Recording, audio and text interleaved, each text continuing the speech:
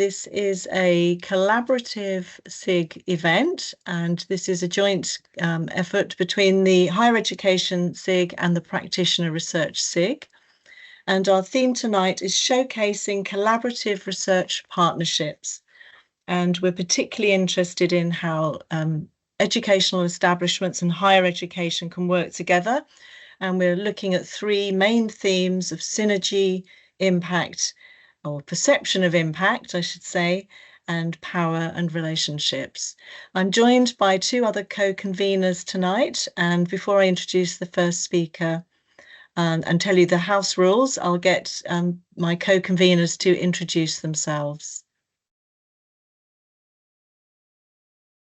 Hi, I'm Joyce Chen. I'm one of the co-conveners for the Practitioner Research SIG. And my job today is timekeeping. So please don't take any offense if I start waving my hands, to say stop. And welcome. Thank you. And over to Kate. Good afternoon, colleagues, or good evening. Thank you for attending. So my name is Kate Mawson, and I am the SIG convener for the Higher Education SIG with Vera. This evening, I'm going to be trying to take a sample of questions. If you would like to put any questions in the chat while presenters are presenting, we will look to create a document or a blog or an output for you with the presenters have answered some of those questions. So looking forward to hearing from our speakers this evening. I'll pass you back to Claire. Thank you. Yes, I should introduce myself. I'm Claire Tyson. I'm a teacher researcher and I'm one of the co-conveners for the Practitioner Research SIG. So as we said, we won't have a lot of time for questions tonight. We have crammed in lots of speakers. There were so many excellent applications. We could have done a one-day conference today, but what we will do is ask you to put any questions you have in the chat, and we will be following up. There may well be some time within individual sessions as well. So our first set of speakers today are from the University of Bolton, and they're talking about developing a new research practice partnership between a teaching intensive university and a special SEND school. And they're searching for synergy. So we have Daniela Bakalova, Georgia McCrone, Claire Higgins, and Hannah Lovett.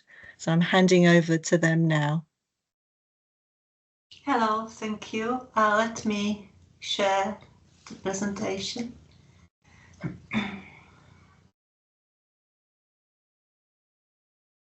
Okay, it just takes longer than it was previously. Sorry. Okay, can you? It's a strange format. We can see it, Daniela. Yeah, can you see it as a presenting mode? Yes. Okay, so yeah. So hello, we are going to talk about a one-year partnership. The partnership was set up between the School of Education at the University of Bolton, which is widening participation university and teaching intensive university, and SEND, special SEND school, which is a secondary school that looks after children of the age of 11 to 19. The presentation will have three parts. The first part will be presented by my colleague Georgia, and she'll be talking about initiation and setting up new partnership. The second part will be presented by my colleague Hannah about implementation of activities to achieve our aims. And the last one is our preliminary thoughts, critical thoughts about how it went. So I'll leave the conversation to Georgia. Thank you, Daniela. If you could move, that's perfect. Thank you.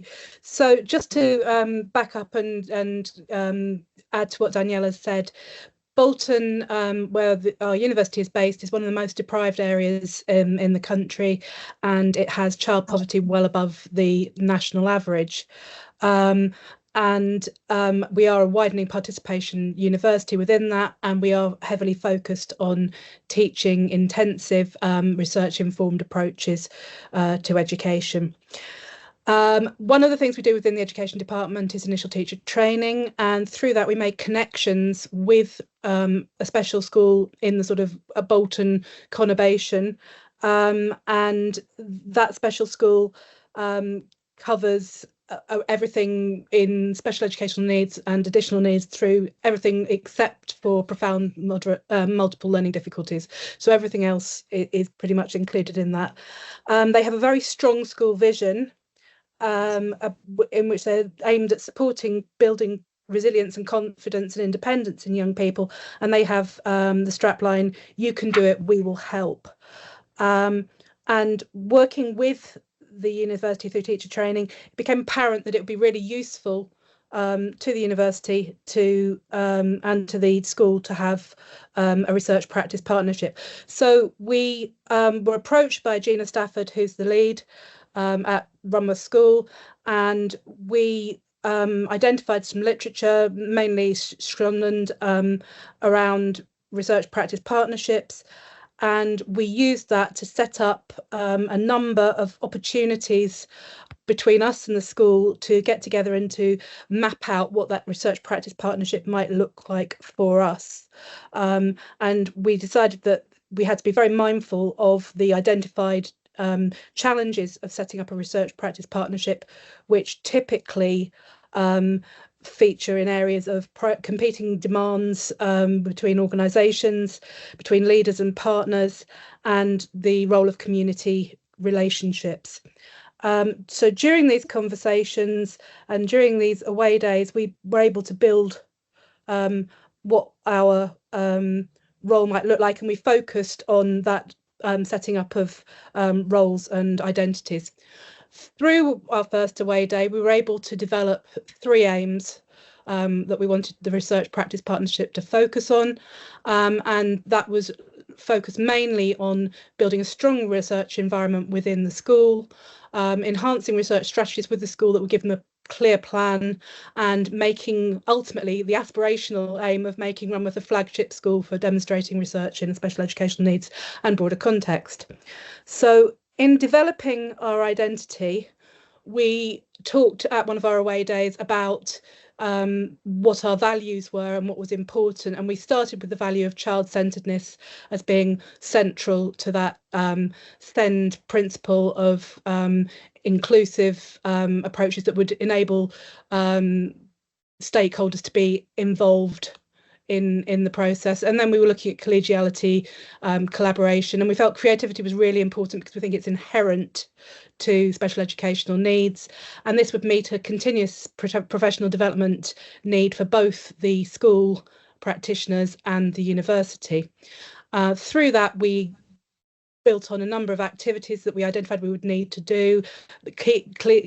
Drawing on theory, the first one was negotiating the roles within the partnership.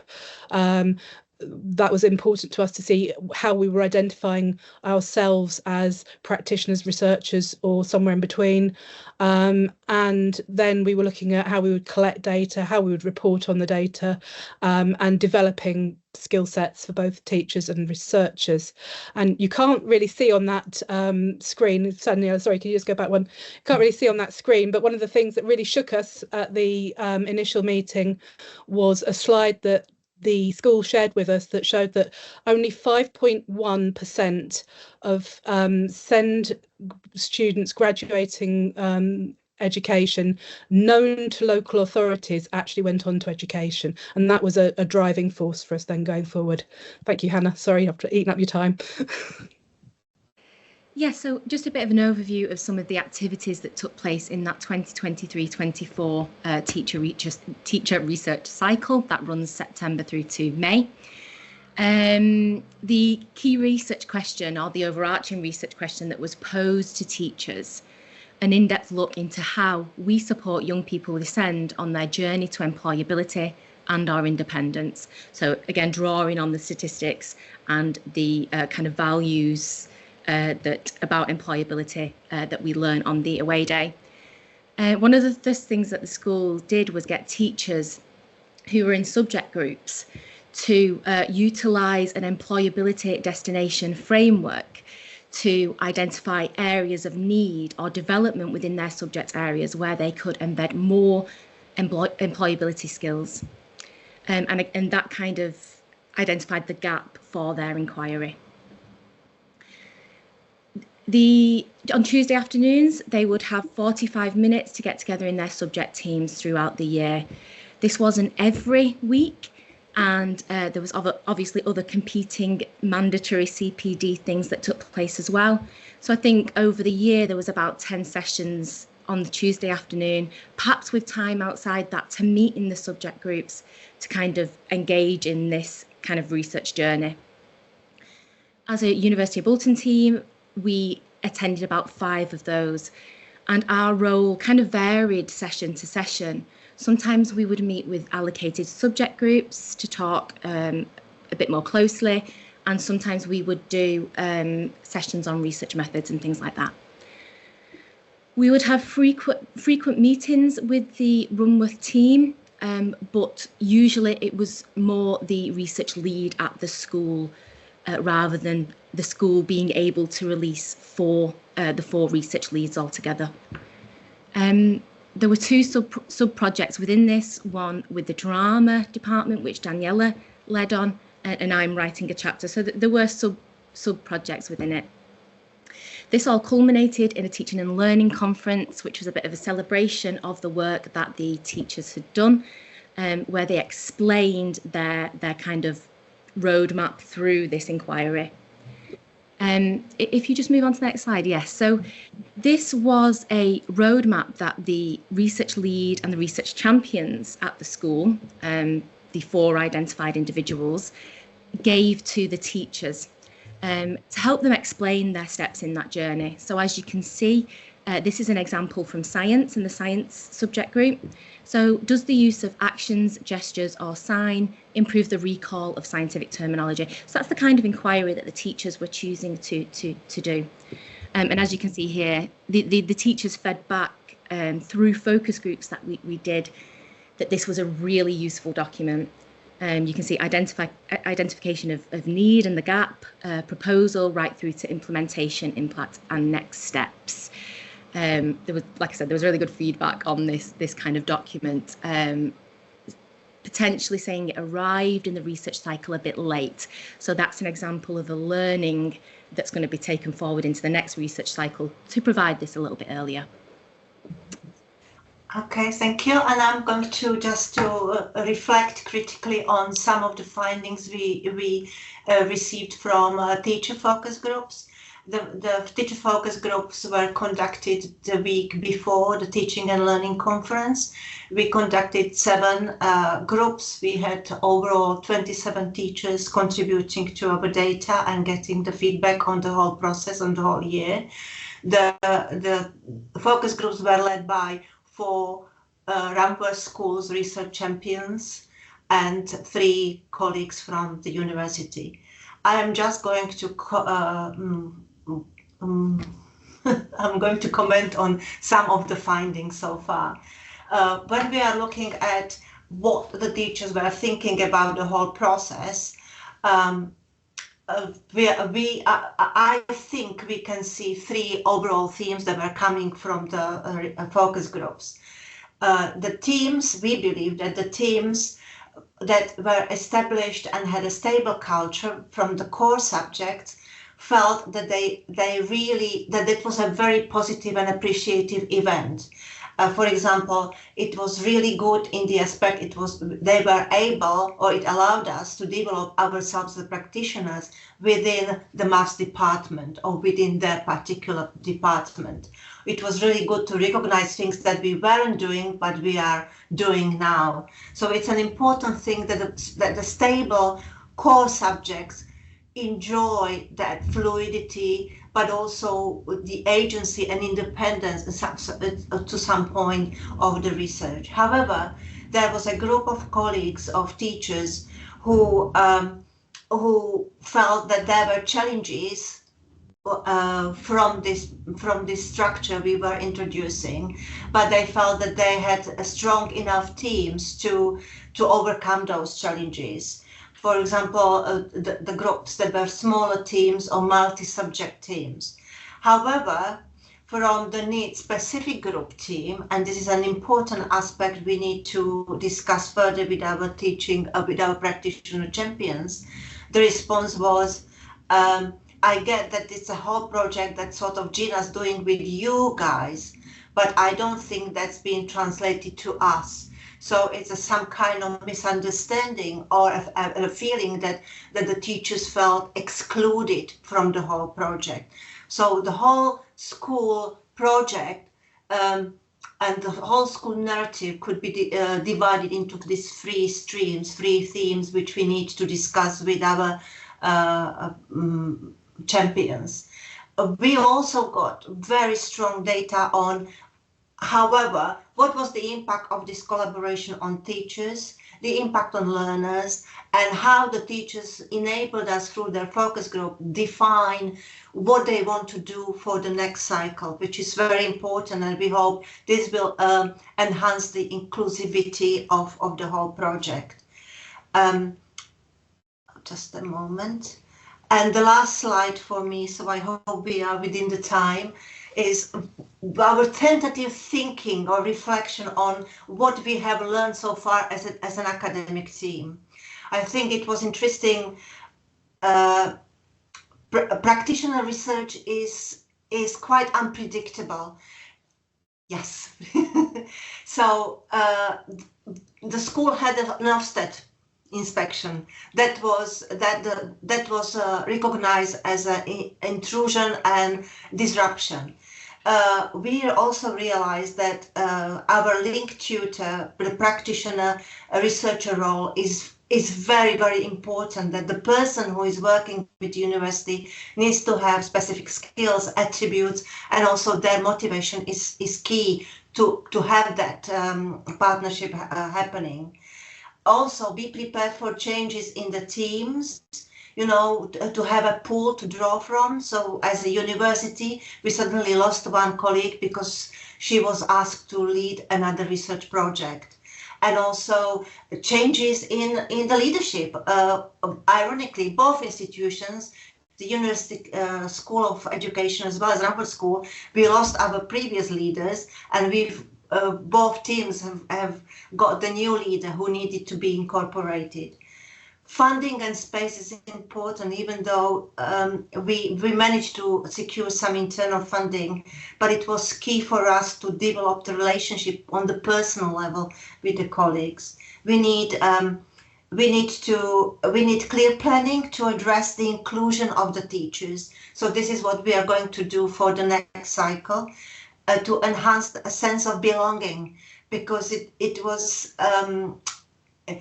quite crucial to make sure that everyone in the school feels that they are contributing to something, that the whole partnership is benefiting to everyone. And also rethinking our role as a university team. Who are we? So far, we took a much more less intrusive and less knowledge brokerage position, but some teachers were saying, and strong groups were saying, we want some knowledge, some new information, some articles from you guys. We would be happy to read, or if you could provide us some summaries or some booklets of information more about SEND and what's happening. So these are our so far questions and thinking about our project, and this is I think within the time limit of our presentation. Thank you for listening to us. Perfect timing. Thank you. As we say, please don't rush to answer the question, and put a question in the chat and we can follow up. So I'm going to introduce the next group of presenters. So we have Darasimi, Tasnima, Frank, and Faria from the Global Banking School about research-informed teaching in a teaching-intensive HE institution. So I'm going to hand over to Darasimi. Thank you.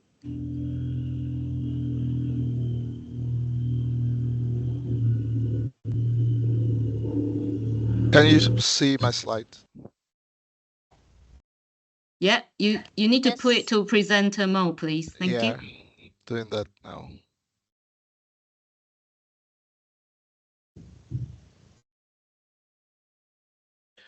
Okay, hello everyone. So there are four of us who are involved in this project, and we're all in this call. So the initial plan was for me to speak while the rest would answer questions. But since the Q&A format has changed, one of us, that's Frank, will be joining me in speaking. So we, sorry, there's a sound coming from. Yes, that's from backwards. Yeah, thank you. Yeah. So can you just say a quick hi, everyone? Hello to everyone. Taslima, Frank, and Faria. Hello. Hello, I'm Faria. Hello, I'm Frank. Yeah. So the four of us decided to embark on this research on RIT because we understand that RIT is about involving students in research in higher institutions, and that RIT can help students to improve their learning. If lecturers or teachers involve students in research as part of their learning and not wait until when they will write their dissertation or project before they learn about research. So we came up with this idea of incorporating RIT in our teaching practices in our different classes.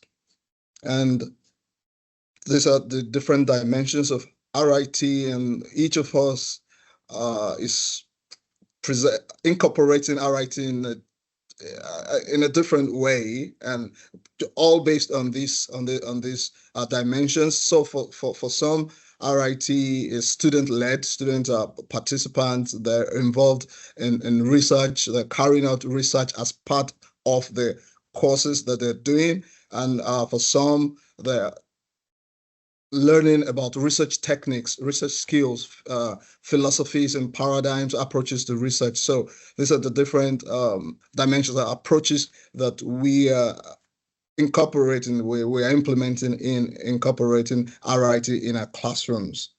And so this is our research context. Global Banking School is a higher education institute in the UK. We have over 30,000 students, and it's a really diverse population. That's our students.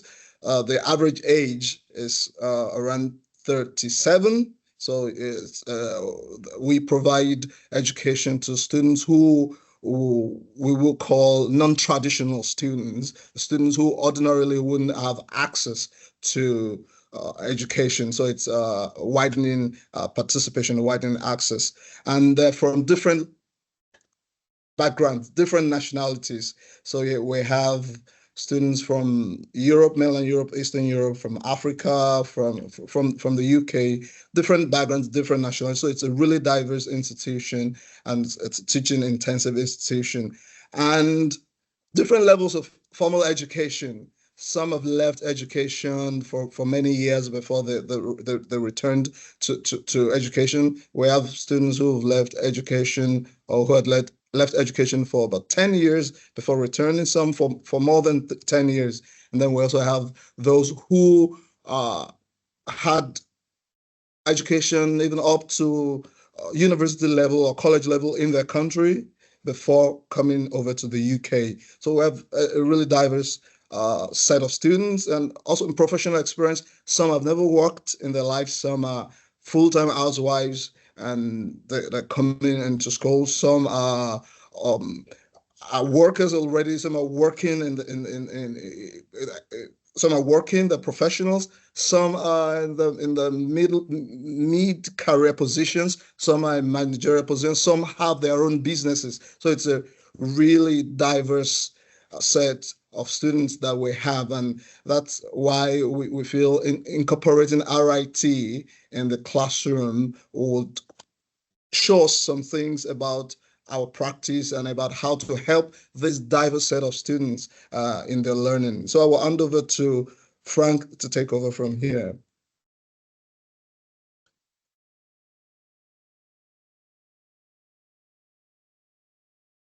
Frank, are you there? Yeah, thank you very much. So could you start from our own context, the researchers who are involved in this research? Sure, definitely. Please go on to the next slide for me, please. Okay, so our aim is actually to balance research-informed teaching with our own practice. And to do that, we thought that by exploring the opportunity of incorporating RIT in our work, it will help us to be able to reflect in our own lived experiences and to understand the opportunities and the benefit that it will bring, particularly in the context of our own students and for we as practitioners in the classrooms, because we felt that given the context and the background of our students, there is a need to come together, find a common grounds, either culturally or experience-wise, so that we can bridge the gap between self and others or the opportunities, and to be able to culturally define what might help our students and ourselves. And secondly, to assess what are the challenges that we are likely to face by incorporating RIT in our work. We felt that this is quite important because we wanted to see the impact of implementing RIT in the lives journey of our students. Next slide, please. DeCosta actually defined what collaborative autoethnography meant, and we sort of define it in pieces just to illustrate what we are looking at. And one of them is that it is a collaborative work, and therefore it brings two or more or so many people writing different accounts, different stories on a simple or practical phenomena. And so in that case, we are trying to say that we have the same experience, but we are looking at it from different angles in order to interpret our individual experiences and to see how that actually reflects in a socio-cultural context. And for us in GBS, the difference is that because of the nature of the diversity and the backgrounds that we have, either culturally or in terms of academic levels, we felt that this definition really suits us in trying to actually embark on this particular study. Next slide, please.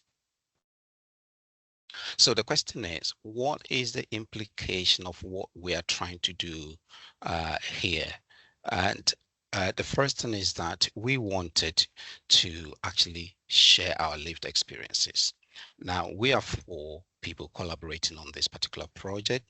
3 of my colleagues are actually involved right in the classrooms where they sort of support and provide support to actually our students in the classrooms.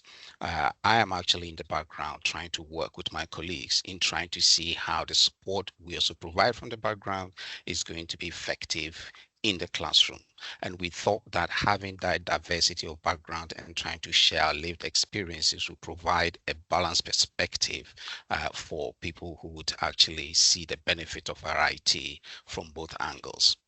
The second one is to reflect on the opportunities that if we look at GBS, it's a new school. Probably if we look at new government structures, it's sort of a gap between FE and the HE institutions, I mean the established ones. And so we come in with students' diversity and background that we suppose to prepare, support, and to frame in such a way that they would also contribute economically or in the same vein as the traditional universities. And we felt that we have an opportunity to remodel and to support our students in that context. We anticipate challenges, but then we are looking at how do we reform and how do we improve our practice. We also want to record our own experiences and also apply different reflective methods, which we feel will be effective in the different classrooms that we work. And so we have different levels. Some people work in level 3, level 4, level 5, and also from the backgrounds. We want to see at each point on the curve how our efforts are helping students to actually look at research and studies along their journey up to the next levels. Yeah, that's the final slide. Yeah. So it is an ongoing project. We've given ourselves to actually finalize our autobiographies probably by the end of June. And so we hope that in the next opportunity, we'll be able to share more insights on our journeys with you. Thank you very much.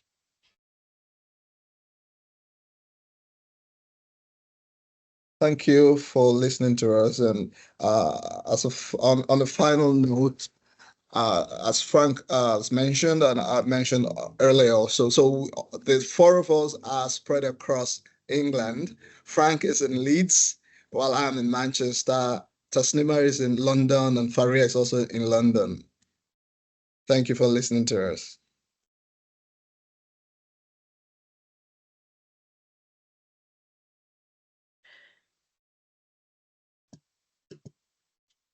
Lovely.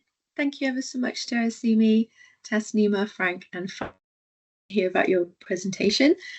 We're going to move on then to our third presentation. You might see some questions in the chat, and as we've said before, we're going to come back to you and you'll be able to take a little bit longer to answer those if you'd like, but you could have a look at those in the meantime. So our next presenters then are Elizabeth Hudson and Kate Duffy. They're from the University of Sunderland, and their presentation is around participatory action research. They're looking at implementing positive psychology in northeastern primary schools. So if we hand over then to Liz and Kate. Thanks very much. Hopefully you can see something on the screen, and okay, just make sure everything's okay. Great. So hi everybody. Lovely to hear the sort of studies so far, and we hope to join you with what we've been doing up in the Northeast. Myself and my colleague Kate Duffy, I can see Kate there on the screen, are here to talk to you about what we've been doing with our local schools. So I'll just give a quick introduction, because on the next slide, if it moves for me, there we go. Myself and Kate have joined forces this year, really. I'm predominantly working in the field of international initial teacher training team. So all of my students are everywhere else in the world except in the Northeast, whereas Kate is more of a on-campus and local person. But part of the work that I do at the university is research and knowledge exchange, and particularly with international schools.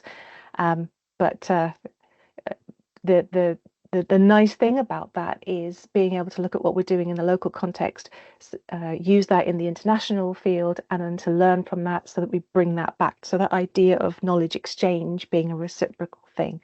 So Kate, I won't introduce you. You can perfectly well introduce yourself. Please do. Hi, evening everybody. So I work primarily in the primary education team in teacher training, and I cross over into education studies as well.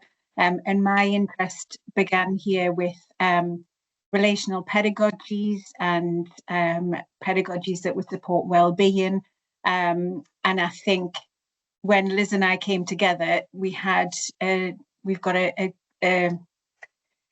an agreement with a partner, like a global partner. So we kind of thought that testing some of these ideas out or seeing how they would work in the regional area would be a good place to start. So that's why we came together. And we are collectively known, a little bit like a double act now, collectively known as the Interaction Unit, which I think is really exciting, because between us, we agreed that no matter where we were in the world, that we wanted to do impactful research with teachers and schools. And the first thing we needed was a good banner, and that is a picture of the banner. And we thought a lot about it because we really wanted to be able to say what it is that we're doing. And so we're looking at evidence-informed practice, we're looking at practitioner research and inquiry, and we want to develop a research culture that expands from higher education, which is usually where you'd hear the idea of research culture, into the schools that we work with. And again, that whole idea of reciprocal research and knowledge exchange. So a little bit of a background to this project. Off the back of the idea of evidence-informed practice, there's a lot about research being done to schools, onto schools. This is what it should look like. Here is the menu of research that you should choose from. But really what we're saying is the sector is geared towards the teachers having the capacity. Why not? The teachers are there asking the questions. They know the children inside out. They know what they need in their schools. And Kate and I have almost agreed that a future book on this will be about schools being part of the solution and not the problem. So looking at this differently. And we thoroughly believe that these local insights, wherever local might be for you, whether that's Sunderland or Hong Kong, that local insights and context are absolutely vital to the work that we do with schools. What do we know from research? What do we know about the context? What does the teacher know from their experience, and how do we bring that together? I think that's been really powerful in the work that we've done. So there was in universities, there's quite often little pockets of money to do different things, and this is no different. So UKRI had some allocations for participatory action research, so trying to work with communities to do things, and that seems really sensible for schools, right? We reach out to the schools. What do you want? What would make your teaching and education better? And so we were able to call on the partnerships that we have with the schools that take our trainees for initial teacher training. And so we put out a general invitation to participate, and we had interest. People wanted to know, because at that time we were partnering with Global Spirit Ed, and they have, through their partnerships, work with an organization that creates a positive psychology scheme of work. And so we thought, oh, well, let's see if anybody has an interest. So they're only going to have an interest in that if they have identified that as being something they want to work on. So it's not us doing something to them, it's saying, do you want to be part of this opportunity? And so 4 asterisks, so 4 schools, which also represented individual schools and multi-academy trusts, so different kind of trusts coming together. And what we ended up with was 9 teachers interested in trialing this mini mind project, which I'll show you in a second. Everything from early years foundation stage, so little ones using thinking cycles to think about life, the world, the universe, right up to a mixed year 3-4 class.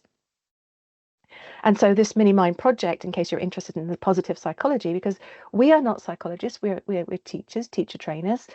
So the kind of interdisciplinary aspect of pulling this together. So this positive psychology scheme of work to help children to understand, life, the world, everything.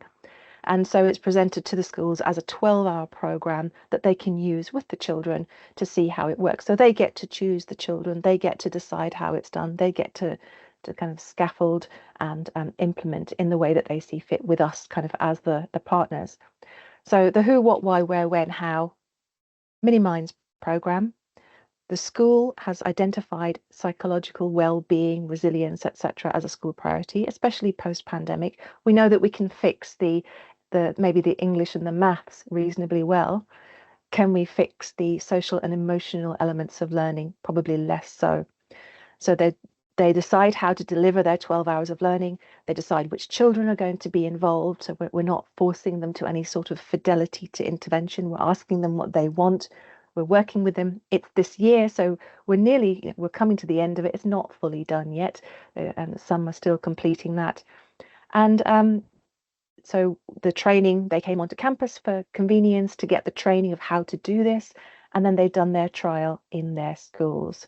And there is a photo. Kate was behind the thing taking the photo, so she opted out of the photo. But that's all of us with our lovely Mini Minds booklets, which I still have quite near me. And so, yeah, look at that. Yeah. And they're a nice thing for children to work with.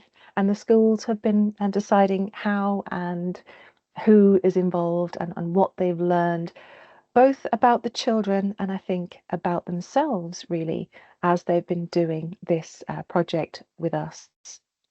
So I think, Kate, I'll stop talking and hand over to you just to talk a little bit about progress so far, what we've been doing, but I'll just sort of sit here quietly and chip in if you need me.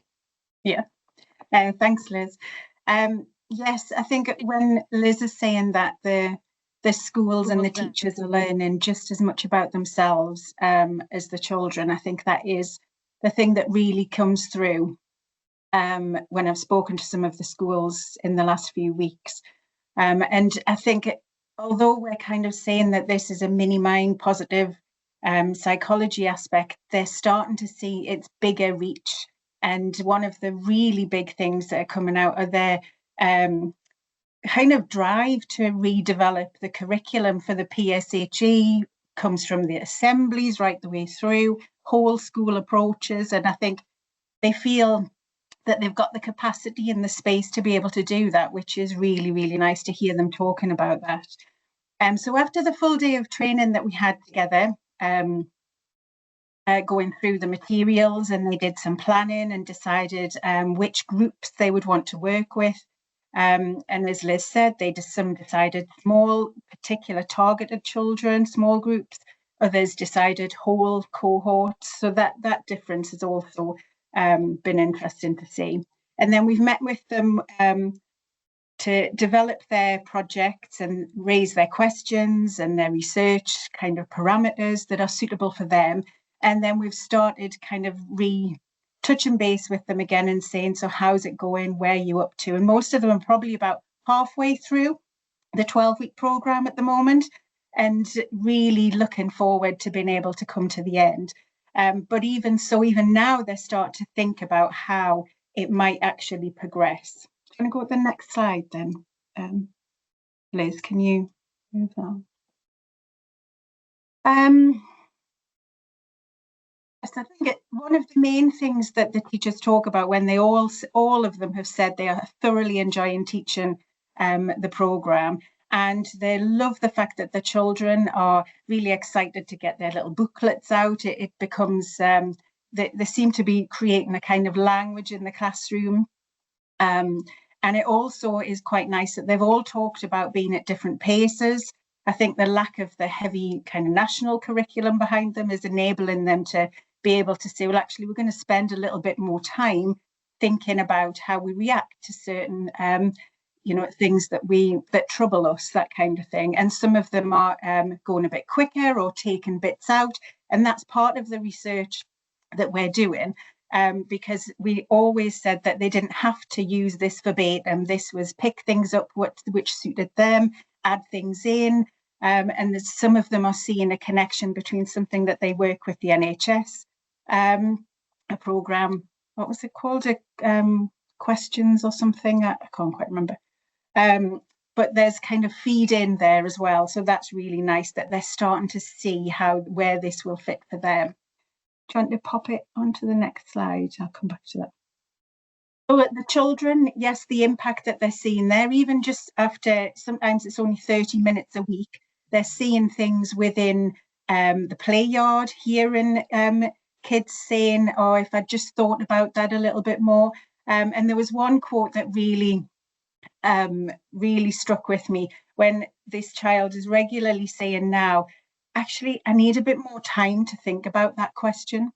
And I think that's really powerful. And I think it nearly brought her to tears, thinking that children, and then you start thinking, well, how many times have I not let that happen in class?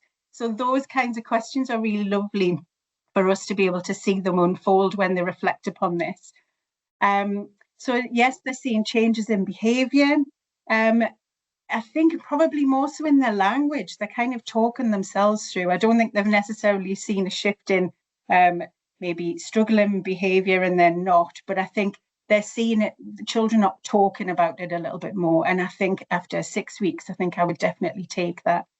But I think if you move on a bit with the slide, thank you. And I think the teacher insights, and Liz has captured some of the quotes that we've got through here, lovely. But I think one of the big things, I'll let you kind of read those, but one of the most significant things, I think, is the fact that there's a bit of an anxiety, I think, to think, well, when we stop doing this in the summer and they go away for the summer holidays and they come back, what's it going to be like in September? And they don't want it to stop. So we're starting to think like the next steps for us are starting to think about how we can support them to develop new materials, develop their own materials from this, add in parts that kind of progress the programme or kind of extend some of the topics that they've looked at. And they're all really excited to get involved in that. So it's almost like they've thought they had a question about how they could help their children with these issues, with well-being and self-regulation. They thought they'd give it a go with this programme that we introduced.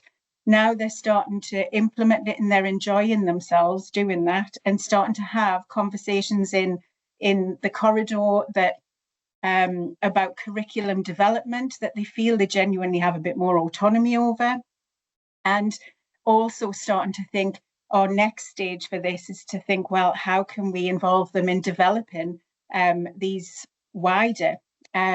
resources wider? So they're also starting to talk about creating mini mind schools where they would become the champions and they would kind of disseminate it within their schools initially, but maybe even go elsewhere to, you know, to promote this and to support other teachers.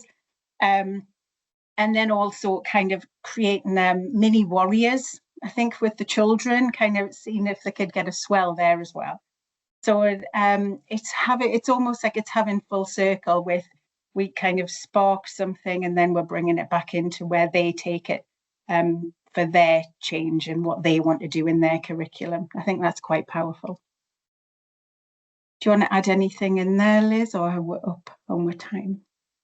No, I think it's, I mean, one of the things that the questions that were coming up was around impact. And certainly we think as well, apart from it being a participatory action research where we're learning about the process as well as the outcomes, I think all of us want to step back and capture this so that we can talk to governors and other stakeholders and start to share it out with other schools. So part of the scalability is being able to trust that it is, if not generalizable, but is something that could be customizable for the schools in not just in the northeastern region, but the wider network of schools that we work with, because we work with Global Spirit Ed and it has a national and international reach. They're also doing efficacy trials in other parts of the country.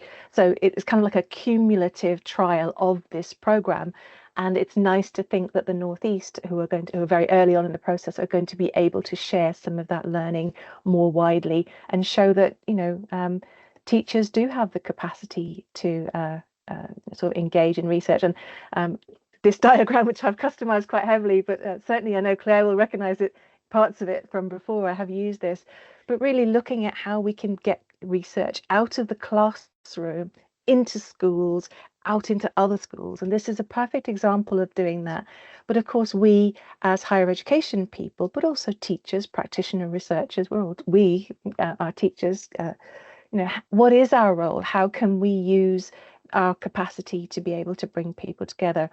And that I think is also very interesting to reflect on. We're not psychologists, it's not a scheme of work we've written, but we can bring together the university, the external partners, the local schools. We can catalyze, we can get money, ideas, people together and get the right people on the team to move projects forward and show that schools do have the capacity, I think, to be part of the solution and not just to be seen as the problem. And I think that's really very exciting for us. So that's the bit I'm going to stop, because I know that our questions are going to be in the chat, and thank you. I can see some really nice questions there, and I think Kate and I will dig in and try to finish answering those in a text format. So hopefully we're just about on time and we didn't have to barrel through. Is that okay? That's lovely. Thank you ever so much, colleagues. Really very interesting. So I'll pass you over to Claire. I was busily typing lots of questions for later there. Thank you both. That was brilliant. And thank you to all the speakers so far. So next we're going to sing and learn, train and teach. And this is a collaboration between London Metropolitan University with, and I'm sorry, I am going to say this wrong again, Mabel Encinas and Musica with Rachel Pantin. Thank you. Hi, hello. Thank you. Yes, so we will start by introducing ourselves very briefly, and then we will talk about what we have been doing together. Should we just check? Can you see the screen, the presentation? Okay. Yeah. Okay. Brilliant. Okay. So, well,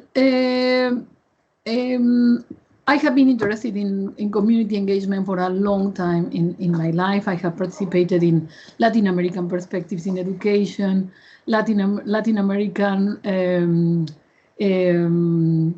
and other organizations of Latin Americans in terms of recognition campaign, the Latin American Workers Association, and so on. So I have been interested in that. And I have been, then I met Musica in the Voices Festival that they organize. They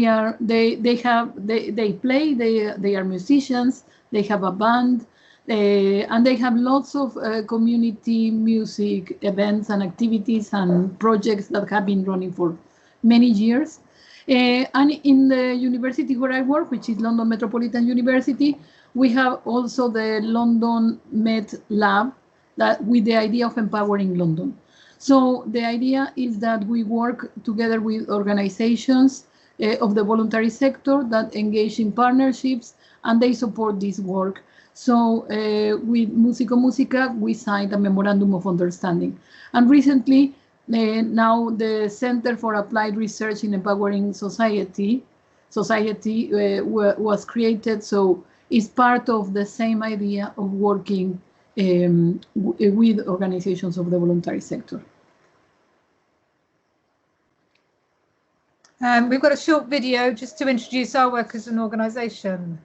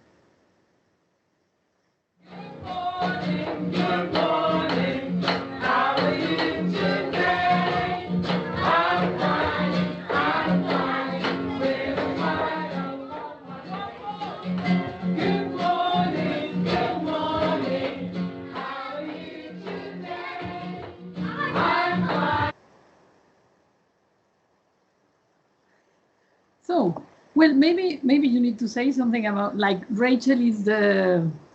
Yes, okay. Yeah, I'm one of the 2 joint artistic directors of the organisation, and we're funded by the Arts Council as one of their national portfolio organisations. So I'm a practicing musician, and we're what we call an artist-led organisation, but we, as you can see, work very heavily with the community for a social, cultural, educational impact. Thank you. Then we divided the presentation in some few topics. One of them, the first one, is what we have learned together, working together, the organization Musico Musica and London Metropolitan University.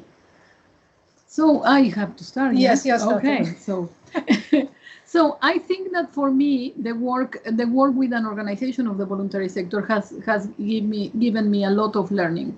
I have first thing, I have learned how we communicate the things, that something that we use in academia sometimes is not the way in which in the organization the things are explained or understood or presented to practitioners. So the idea is they work with early year settings, and they originally approached me so that I could start working with them. But I said, why don't we sign a memorandum of understanding and work together more closely in developing projects together?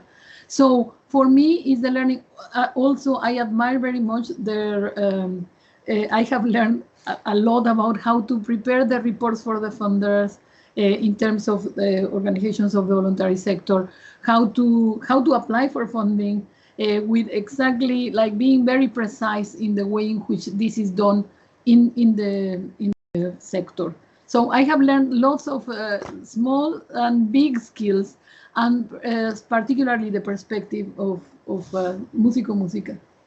Thank you. And from us coming from a kind of practice basis, the organisation's been going for more than 25 years, but what we've seen is that so our work has been informed by research. We do read and find out and try to understand what it is that makes our work kind of work and happen in the way that it does and how it achieves its outcomes. But working with Mabel and the university has given us a better understanding of like what that actually means in practice, and some, I guess, academic language for explaining that. So an example of that is we've been with the early years talking about the concept of sustained shared thinking and how that's very present in our work. I think also just the whole concept of navigating relationships. We're a small organization with just 3 full-time staff members and then a freelance team, but in regards to interacting with the university, we're a smaller organization.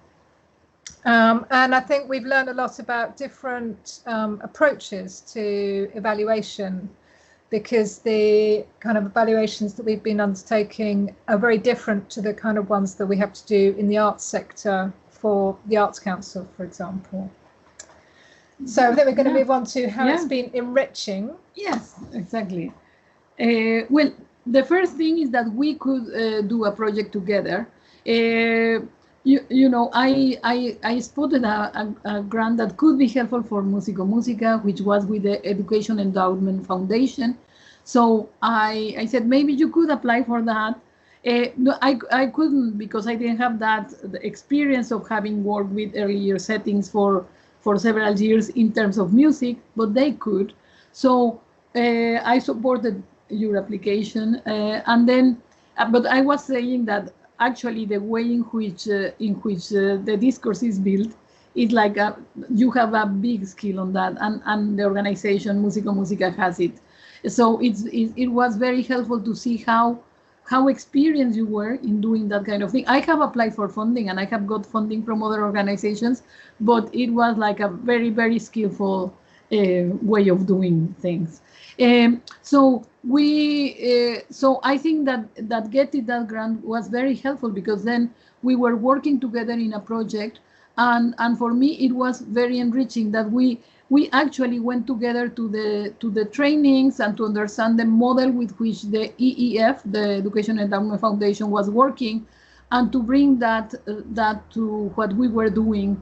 It was very, very helpful as well in that sense. And also the other thing that has been very, very enriching for myself is to be singing. To be honestly, I mean, this has been very enriching for me, because sometimes you forget to sing. I mean, I like singing. I'm not a singer at all, or anything like that. I sing when I have my shower and things like that. But I have stopped singing, and I think that to remind me of the importance of enjoyment, I think has been very helpful, personally. Yeah, and so so it's enabled us to access funding that we wouldn't otherwise have been able to access that. I think also, as a growing organisation, the knowledge that it's giving us is giving us tools that we can use to train the rest of our team, because as we scale up and grow our team, we need to be able to pass on what we've learnt ourselves as practitioners, our core team, to other people. And actually having somebody external who's got an outside eye on all of that is really helpful. We've also found that the practitioners in the nurseries, that actually they really enjoy the fact that we're part of a bigger sort of picture, and that through us they're engaging with research. And that kind of links to the previous presentation as well, with that sense of it gives empowerment to practitioners as well, that they are actively contributing and important in the process of what's going on. And then there's just sort of like lots of small details, ideas for new songs that come out of our discussions of like, oh, okay, so this is because we use music to support speech and language development, PSED, etc. And so from some of the discussions that we have in our meetings, it kind of gives us ideas so for songs and kind of like avenues to explore in our next projects. Yeah, well, and also, I mean, I forgot to say that they have come to sing with my students, my BA students. So that has also been very enriching for the experience of the students. And we have invited them to activities or events that we have organized, like seminars with practitioners and students. Yeah, so it gives them a more fluid interface, I guess, between people that are actually out there in the field through us and the students. So they've got opportunities. Yeah. So Mabel, you're going to talk about outcomes. Outcomes, yes. Well, then we, I mean, when we were working in the project with the EEF, I mean, it just finished recently, some few months ago. When we were working, we worked on the particular theory of change for that intervention, but we were focusing on the intermediate results. So because in this case, we were working with the teachers, we were working in supporting them to transform the practice, to include what Músico Música has been developing. And it was very good to have the possibility of working together, because, for example, I had a little bit of input in the handbook. They already had 2 apps, one for parents, one for the teachers. This is a universal intervention for all children that also gives additional support to children that need this support. So what we did in this project is we first had to see that they work with the teachers, and that's what we evaluated in this project. And also we found very easy to define the roles. So my role was like the evaluation lead, let's say, while Rachel was really the coordinator of the whole project, organizing everything and making things really flow. We only have anecdotal evidence about what happened with the children, which is something that has been collected. But now that we passed this stage, we didn't get the next stage of funding with the EEF, but we can work on getting now systematic input about what are the outcomes for children. So this is our next stage.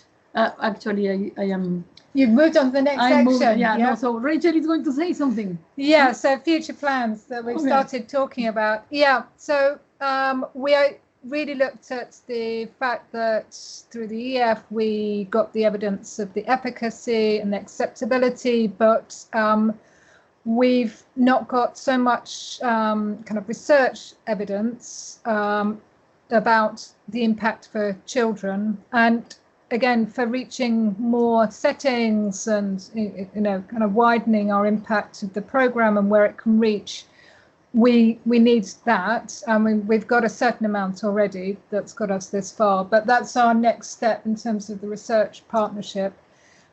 So we've already applied for one other fund, which is something called Youth Music, which is a music-focused fund. I would say, but for the EEF, I think the use of music is slightly kind of like out there for them as a intervention for children. But actually, at early years, it's really an effective way of doing a lot of things.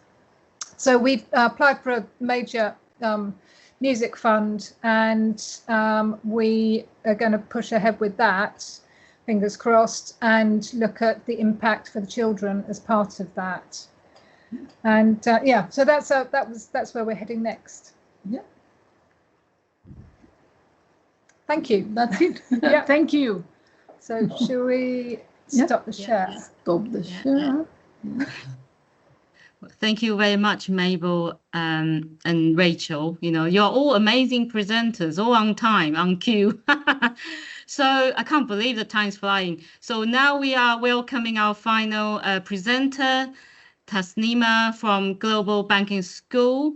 She's going to talk about teacher professional development opportunities through teacher research, mentor-mentee co-creation in a disadvantaged global South context. So over to you, Tasnima.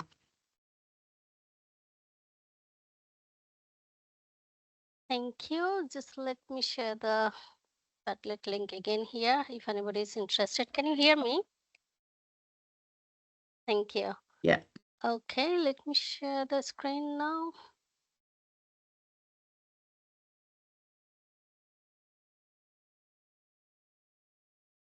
Okay, yes, I'm Tasnima Akhtar. I'm a level lead and lecturer at Global Banking School, but I was also teaching at Bangladesh. I'm very actively involved with a teacher project in Bangladesh. So this is the project I initiated with the help of Teachers Association in Bangladesh. That's called that's called TESOL Society of Bangladesh. So within that society, I mean teacher association, we have different SIGs. So we have one SIG is research SIG. So being the convener of that SIG, I initiated this project. So is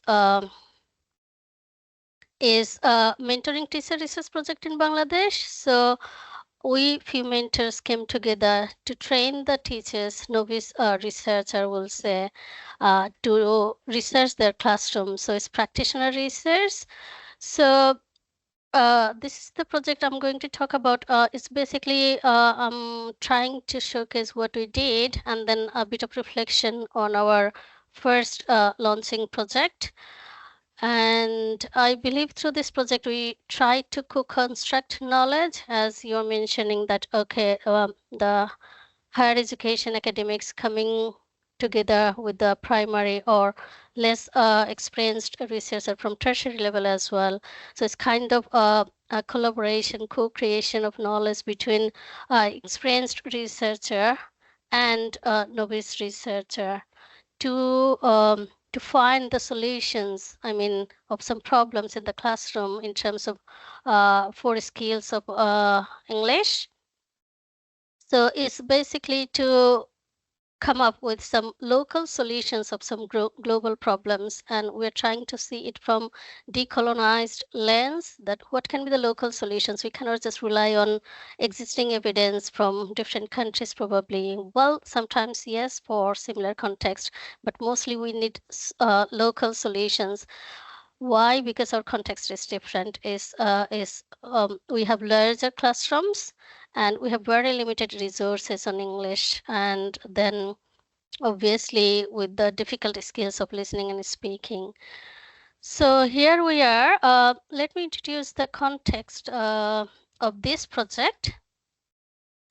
So this is the project that we did we launched in 2022, but that ran until August 2023. I was the project lead. And we had Professor Richard Smith. So he is a very prominent figure for teacher research. He is involving different associations throughout the globe, particularly in, I think, in America and Asia.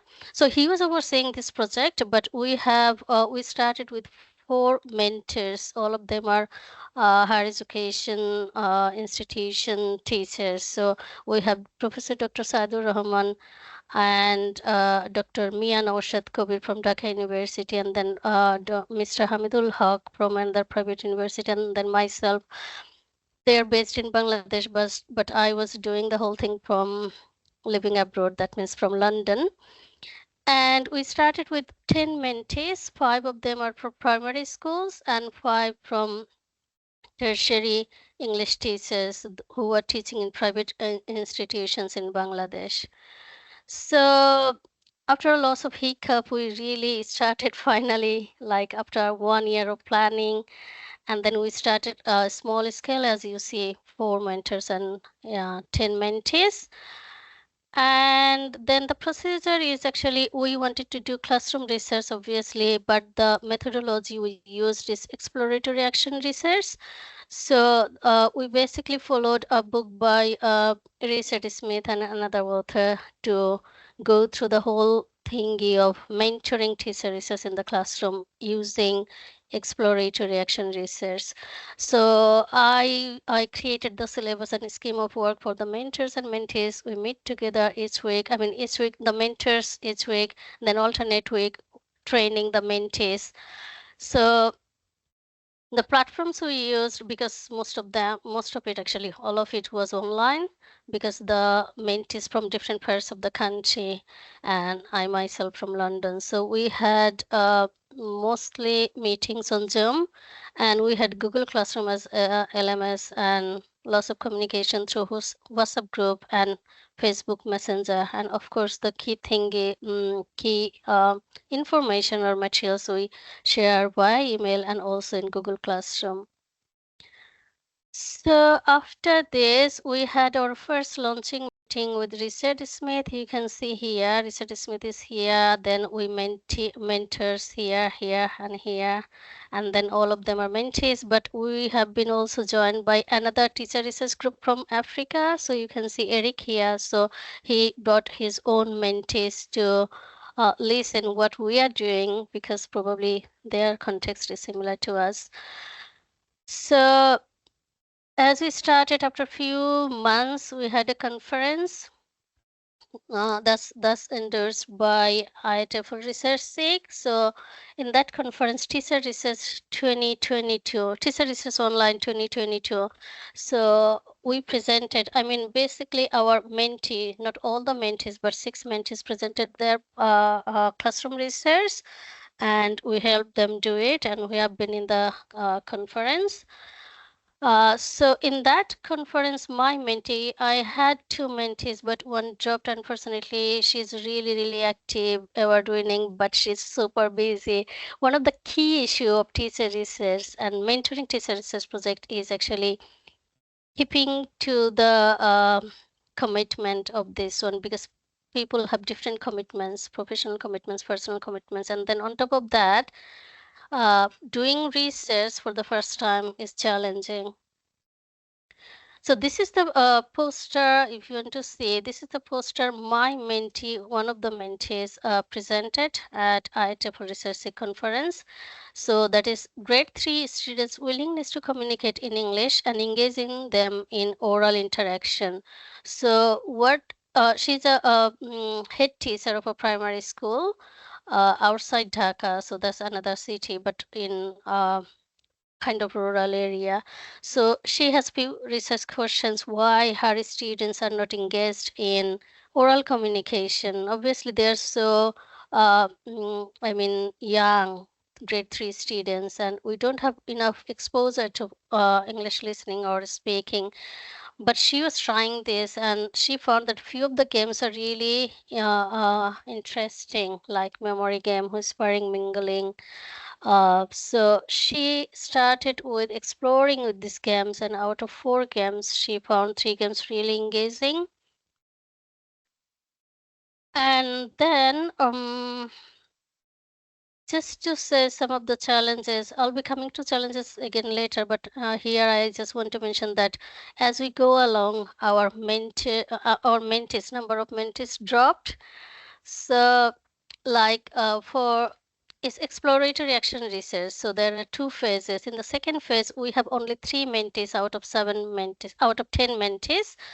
And we found less motivation among the tertiary teachers, obviously, because probably they have some research knowledge. They don't want any more guidance. They did their master's and MA dissertation.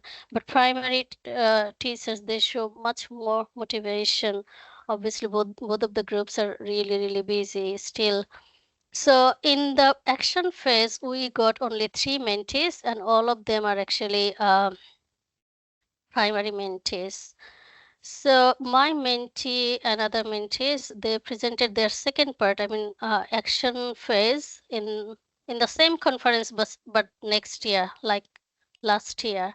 So Teacher Research Online 2023, endorsed by IEEE Research 6. So my mentee presented in both of the conferences, and she is really motivated.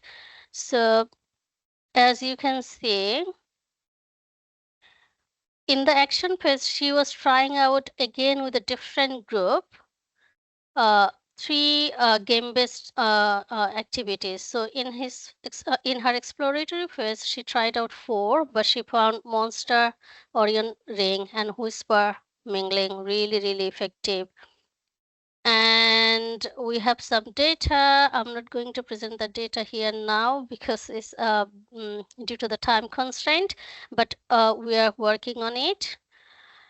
And I'm just putting her reflection here, although I believe all the mentees, they have been developed because the whole project is actually, the primary goal is to develop the teachers to offer better or positive teaching and ensure positive learning. So it's for teacher research for teacher professional development. So this is the reflection from my mentee, that these games have been proven to be highly engaging and motivate students' willingness to communicate and improve their overall speaking, because she was taking speaking tests, pre-test and post-test, by asking a very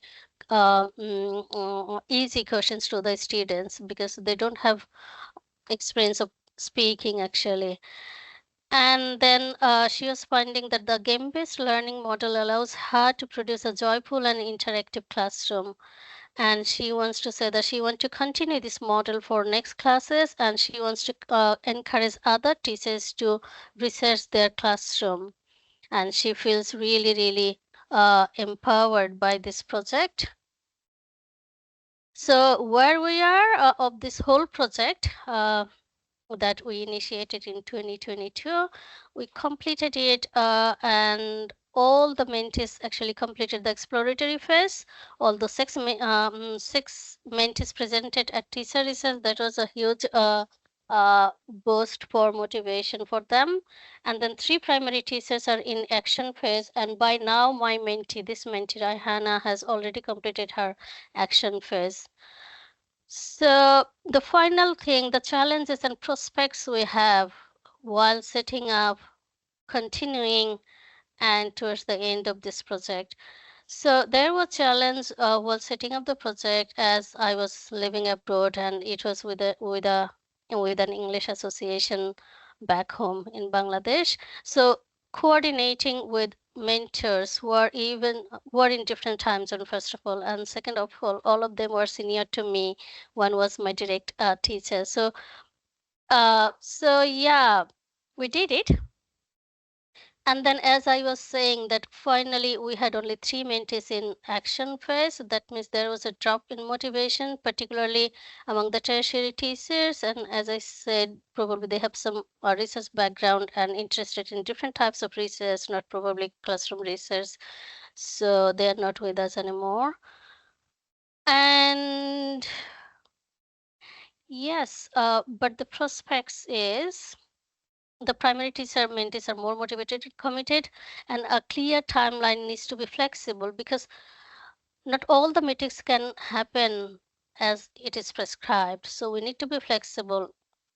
Although we tried to finish it by June, but it came until August. And then a clear guidelines and job descriptions should be there, both for mentees but also particularly for the mentors, so all are on same page. They know what they need to do. They can provide same amount of and same quality of support to the mentees.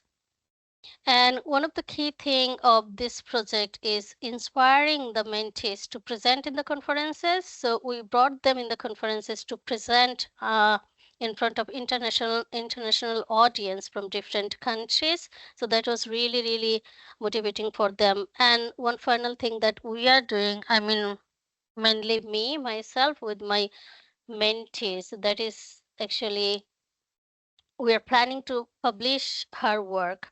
So she will be the first author, I can be the second author as a mentor.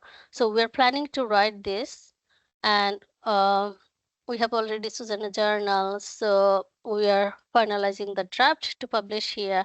So if we can do this, I think more mentees will be motivated that at least they have something published. So that's kind of motivating drive for them. And I'm happy to share that after this project, I'll say it was successful, although there was a drop in motivation, but it's always there. I have been in different conferences of teacher research. They are saying the same thing.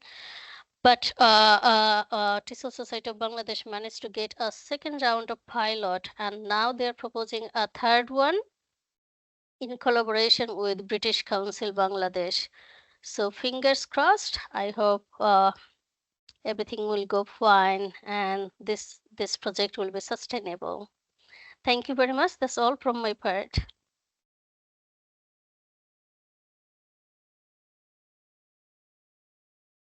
You are on mute. Yeah, thank you, Tasnima.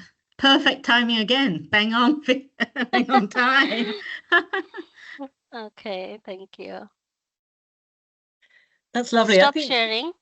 Yeah, we've got about 10 minutes now to, Kate's going to give us some rounding up thoughts, and we can take some of the questions perhaps, but I'll let Kate handle that. But I would just encourage everyone to type their sort of takeaway messages that they've taken away from this into the chat, because we are going to save the chat and come back to it. Good evening, colleagues. Thank you for those 5 really very interesting presentations. I'm sure everyone learned a lot from listening. It was interesting, I thought, about the themes that we're running through. So we've put together this event to kind of pull together higher education and education settings other than HE. And we've had primary schools and we've had HE education contexts. We've had a range of things, partnerships that are outside of school or education settings as well. So it's interesting to see how active everyone is in their space. One of the things that I thought came up quite often was research culture. A number of presenters talked about not only how they maybe started off with one idea of it, but how that developed through the courses of the projects that they ran, how their participants felt about researching, whether they felt included or not engaged with it, or actually that it was for them and something that they could see themselves. We've had people talk about funding streams, so from EEF, but also smaller funding bodies and their institutions' funding bodies. It might be of interest, colleagues in SIGs, to maybe think about a session that helps people to maybe apply for funding, or where those funding opportunities could be, or how to put together a funding bid. I think maybe as practitioners, sometimes what we aren't very confident with, or what colleagues are less confident with if they're outside of a very research culture, is how to best write those, or where to find money. And I can see colleagues nodding on screen, so thank you for that. I very much enjoyed Frank and his colleagues talking about work about research-informed teaching and involving students. And again, it was of interest of the comments in the chat about, well, how did we talk to students about this? Did we talk about, talk to primary school students?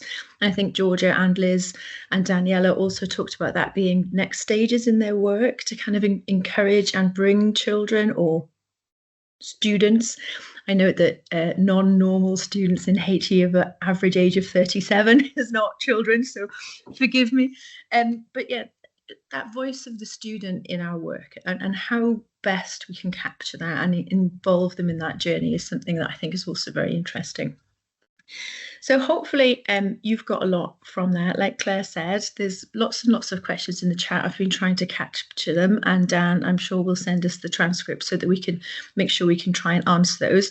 My big question, I think, as a practitioner researcher, but also somebody who's academically interested in practitioner research, is how we make the shift between being practitioners who dabble or do a project or have an idea and try something out. How do we make that move, if in fact we need to move, and do what people call proper research? How well linked do we have our vocational drivers, so the reasons why we want to do research, our intent? How well do we link that intent with accurate methodological approaches? How ethical are we in this practice? What kind of ethical clearance do we need to have? Are we making sure that we have ethical clearance to publish? Sometimes you do a project and think, oh, I'm going to publish about it. And actually, you need to get all that kind of stuff cleared out at the beginning. And also dissemination plans. So for me, methodology, ethics, and properly planned dissemination are what take projects or engagement out of our normal everyday activities and into research. And I'd be very interested if anybody wants a conversation or has got anything that they'd like to discuss, you can email me. I'll put my email again in the chat as well. You can find me on the HE Higher Education SIG Group Vera page also. So that's a summary of I think what we've heard this evening. So if I pass back to Claire. Thank you. Yeah, I'm just really interested in how much more do we understand about practitioner research practice partnerships, are there any generalizable messages that we can take away from this if we stop and think about it, like building trust, for example? How do you build trust? Because we've heard about really different examples where there might be two people who know each other already, or there might be people in completely different countries. And I had quite a lot of questions about the whole the mentoring and the mentee, and I've put those in the chat for Tasnina later. But I think building trust, I think, is a really important part of these kinds of collaborations, and that might be something, if anyone's got thoughts on that. What do you think, Joyce? Have you got any big questions following tonight, as well as some answers maybe? And I loved all the answers about joy and the, you know, because it's coming from the ground, isn't it, from practitioners, there's a lot of heart in all this. There's a lot of joy, there's a lot of care and concern for children and learners as well. I feel like I got so like excited about, all the presentation and also the diversity of it. I think I need time to process them all. And there are lots of questions already in the chat. But as you and Kate mentioned about this sort of why we are in this space, and it's quite clear, there's a thread of how much we value collaboration, how much we value to support each other and globally and locally, and then that come back to supporting the communities we are in. And that's why I keep thinking and asking the same question, how do we transition from practitioner research is actually equally important as any other research. Sometimes there's this argument about small scale projects, what are the value of them? And actually you can see it tonight, that little drip of impact, and maybe starting small, but that is the ripple effect I feel tonight, and at different levels as well. So yeah, I just appreciate all the contributions tonight, and usually I need to go away and think about them. There's a lot in my head at the moment. Yeah, you're right. And if tonight has provided a dissemination opportunity and a platform, then that hopefully encourages other people to reach out and form these collaborations and talk about what they're doing, doesn't it? So has anyone got a pressing comment or question in the last couple of minutes they want to contribute? I don't know, if nobody wants, I can just say as an example, which with one of the aims is to the aspirational aim for the school, Rambo School, to know about the school. So the aim came from the practitioners. They wanted to have in the relationship that aim evidenced, and we managed to get a small pot of funding at the time from the university, and we wrote a presentation for the academic forum, global academic forum, and we presented about Rambo School and about our partnership, and then wrote in the conference proceedings, and we shared those proceedings with the practitioners and with the school, and then the school put the link and